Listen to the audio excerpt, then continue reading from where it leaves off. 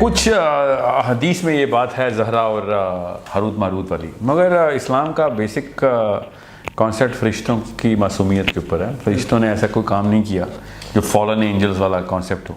مگر اگر سمجھ لیں 2 منٹ کے لیے، as Muslims we don't believe کہ فرشتوں نے کوئی ایسی کوتاہی کی ہے. 1 منٹ کے لیے میں یہ اسیوم کروں کہ بائبل میں کچھ فرشتوں کی بات تھی بھی، تو اس سے ہمارا اسلامی طور پہ کوئی تعلق نہیں ہے. یہ میں آپ کو ایز اے ہسٹوریکل ریفرنس دے رہا ہوں. کیا پتہ اس وقت کی قوم نے ان ایلینز کو فرشتے مان لیا ہو اور کہتے ہیں فالن اینجل ہیں. ٹھیک ہے، جس طرح انوناکی کو وہ کہتے تھے خدا ہیں، اس طرح اس وقت کے لوگ کہتے ہیں فرشتے ہیں. تو یہ اسلامی طور پہ ہمیں ضرورت نہیں ہے. انسانوں میں بھی کچھ اللہ تعالیٰ کی بیٹیاں بنا لی تھی فرشتوں کو. یہ وہی قوم ہے بھائی. ٹھیک ہے، انسانوں کی قوم ہے نا یہ، وہ غیر انسانی نہیں. یہ تو خیر کفار نے بنائی ہوئی تھی نا. میں یہ بتا رہا ہوں نا، یعنی فرشتوں کو ریلیٹ کیا ہوا تھا. انہوں نے بھی فرشتوں کو، تو فرشتوں کو کیوں ریلیٹ کیا ہوا تھا؟ کیونکہ وہ ایسی کوئی مخلوق تھی جو انسانی طور پہ تھی نہیں، سائز بڑے تھے، اڑتے پھرتے تھے، پورٹل کھلتی تھی، تو انہوں نے کہا فرشتے ہی. یہ بھی تو ہو سکتا ہے. سو ہمیں ایز مسلمس اس بارے میں یہ ضرورت نہیں بتانے کی کہ نہیں فرشتے ہی تھے، گون بیڈ ریبیلین کر کے آئے تھے. ہمیں ایز مسلمس نہیں، تو ہمیں اس بارے میں بتانے کی ضرورت نہیں ہے، لیکن ہم یہ تو کہہ سکتے ہیں کہ فرشتے نہیں ہیں، کیونکہ ہمارا بلیف ہے کہ فرشتے معصوم ہیں. وہ فرشتے نہیں ہوں گے، وہ کوئی اور قوم ہے جن کے پاس یہ طاقت تھی. ہم انہیں فرشتے کیوں عزیز؟ بالکل بالکل. میں آپ کو یہ بتا رہا ہوں، وہ جس کو فرشتے کہتے ہیں نا، وہ ہمارے لیے فرشتے نہیں ہیں جی. مگر ہمیں یہ ان کی بات ماننی پڑے گی کہ کوئی نہ کوئی قوم تو تھی جس کو وہ فرشتہ کہتے ہیں. ٹھیک ہے، بالکل ٹھیک سمجھ رہے ہیں. تو میرا بھی یہ بلیف ہے، ہم مسلم وہ بلیو کہ ضروری کیوں تم نے فرشتوں سے کوئی گناہ کروانا ہے. یہ ایک خاص قوم گزری ہے اس دور کی جن کو بہت شوق تھا کہ ہم بہت اوپر ہیں تو فرشتوں کے ساتھ گناہ. ان کی ایروگنس نظر آتی ہے باقی کے ٹیکسٹ اور اسکرپچرز کے اندر بھی. So as Muslims we don't have to believe کہ at we should believe the opposite کہ فرشتے نہیں تھے، کوئی اور ہی قوم تھی وہ.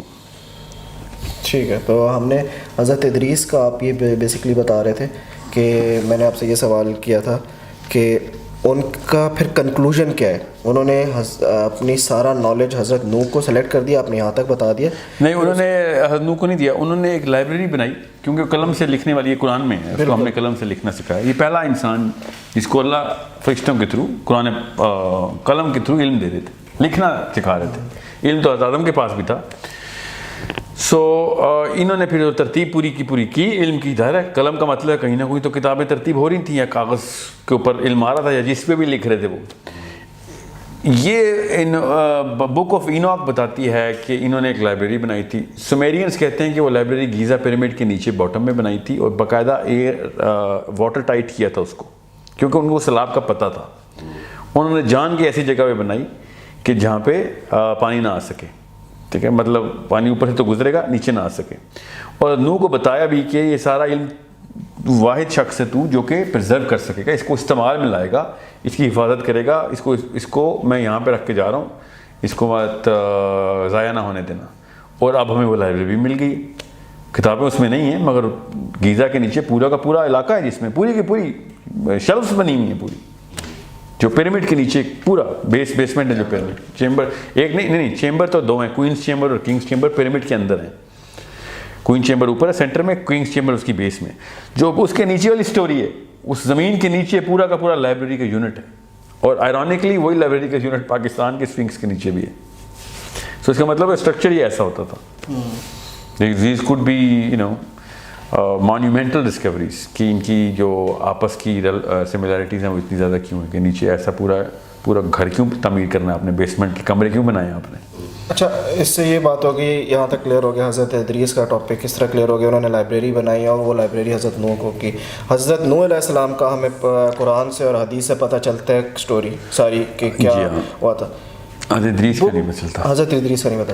کرسچنس کہتے ہیں کہ وہ آسمان پہ جب گئے تو پھر واپس نہیں آئے اور وہاں پہ ہی زندہ ہیں. یہ بک آف اینوک بھی کہہ رہی ہے. یہ ایک ایتھوپین کرسچن تو مانتے ہیں مگر باقی کے کرسچن بھی یہی مانتے ہیں، ایون وہ بک آف اینوک کو ڈس اون کرتے ہیں.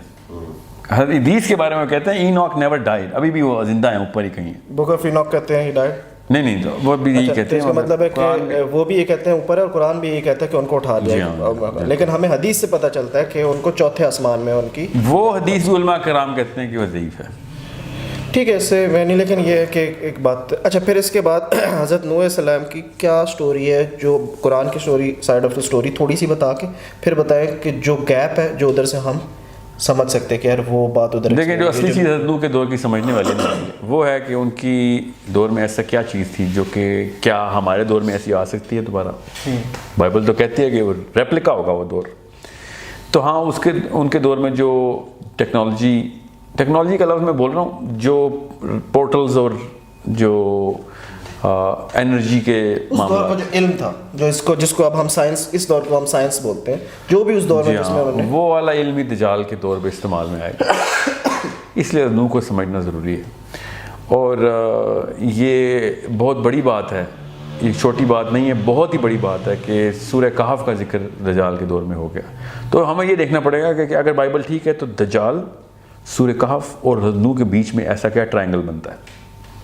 یہ اگر ہمیں سمجھ آ گیا نا ان کی سملر کوآرڈینیٹس کہاں کہاں ہیں تو کافی حد تک ہمیں چیزیں مل جائیں گی. اور وہ سب سے پہلے تو اس حدیث سے پتہ چلتا ہے کہ جس میں یہودیوں نے آ کے اللہ کے نبی صلی اللہ علیہ وسلم کو ٹیسٹ کیا کہ یہ ہمارا مسیح ہے کہ نہیں، مسیح دجال جسے ہم کہتے ہیں.